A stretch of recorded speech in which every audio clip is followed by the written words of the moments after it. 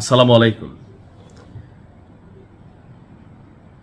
একটু চিন্তা করতেছিলাম, ভাবতেছিলাম যে যারা ভাবতেছিল যে জুলাই আন্দোলনে বিএনপির অবস্থানটা সরকারে আসার পর একটু ভিন্ন দিকে যাবে, অনেকে এটা নিয়ে বক্তব্য দিচ্ছিলেন।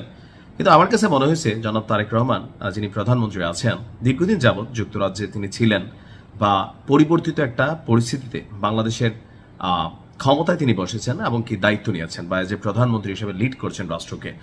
তো এই মুহূর্তে এসে জুলাই যোদ্ধা বনাম বিএনপির মধ্যে একটা ডিভাইডেশন সামহাও মানুষের মনে ছিল যে না, বিএনপি যদি ক্ষমতা যায় জুলাই যোদ্ধাদের অবস্থা বা এদের জন্য ভালো কোনো কিছু করবে না সামহাও। বাট বিএনপি বলতেছিল, আজকে আমাদের শিক্ষামন্ত্রী তিনি যেই ঘোষণা দিয়েছেন পুরা জুলাই যোদ্ধাদের কলিজা জয় করে ফেলছে। এত বড় সুসংবাদ দিছে, আমার কাছে মনে হয় এটা টাকা দিয়া সম্ভব না। টাকা সবসময় সলিউশন না। শিক্ষা জাতির মেরুদণ্ড। আর যেহেতু তিনি শিক্ষামন্ত্রী, অর্থাৎ আমাদের শিক্ষামন্ত্রী ডাক্তার আনম এহসানুল হক মিলন, তিনি আজকে পবিত্র ঈদ উল ফিতরের ছুটি শেষে প্রথম কর্মদিবসে মন্ত্রণালয়ের কর্মচারী কর্মকর্তাদের সাথে শুভেচ্ছা বিনিময় করছিলেন। এ সময় জুলাই আন্দোলনে যারা শহীদ হয়েছেন তাদের সন্তান এবং যারা আহত হয়েছেন ছাত্র, সবাই যারা ছাত্ররাদের মধ্যে ছাত্র ছাত্রী এবং বিভিন্ন শ্রেণীভেদে যারা, এমনকি যারা পঙ্গুত্ব বরণ করেছেন, এখন আহতের বিভিন্ন ক্রাইটেরিয়া হইতে পারে, পঙ্গুত্বর ক্রাইটেরিয়া আছে।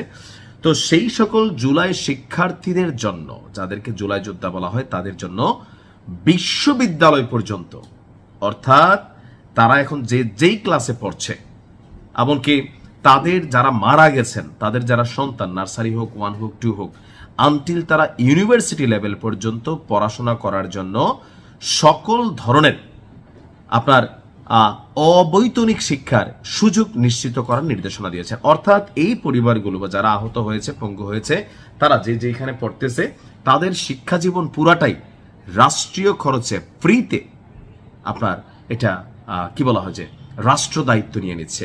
আমি মনে করি এটা খুবই সুন্দর একটা সিদ্ধান্ত হয়েছে। এই কারণে ধরেন কাউরে 10 লাখ টাকা দিয়ে দিতেন, 5 লাখ টাকা দিন, এগুলো সে খায়া ফেলতো। শিক্ষা জ্ঞান আলাদা জিনিস। সো একটা মানুষকে শিক্ষিত করার জন্য রাষ্ট্রের পক্ষ থেকে এই ধরনের সিদ্ধান্তটা আমি মনে করি পজিটিভ। এটা টাকার চেয়েও, কয়েক কোটি টাকার চেয়েও বেশি। শিক্ষা মন্ত্রণালয়ের সভাকক্ষে আপনার মাধ্যমিক উচ্চ শিক্ষা বিভাগ, কারিগরি মাদ্রাসা শিক্ষা বিভাগ এবং প্রাথমিক এবং গণশিক্ষা বিভাগের ঊর্ধ্বতন কর্মকর্তারা যখন উপস্থিত ছিলেন, সেখানে তিনি বলছেন যে আপনার এই সিদ্ধান্ত দিয়েছেন।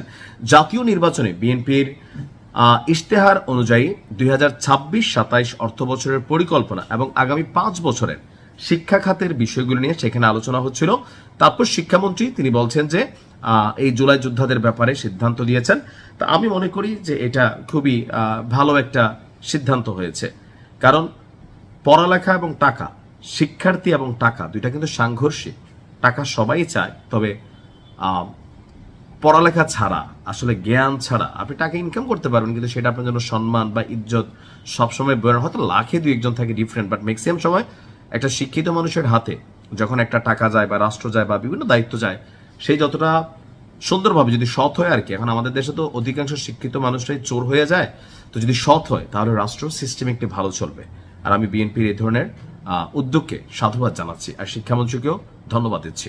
আসসালামু আলাইকুম।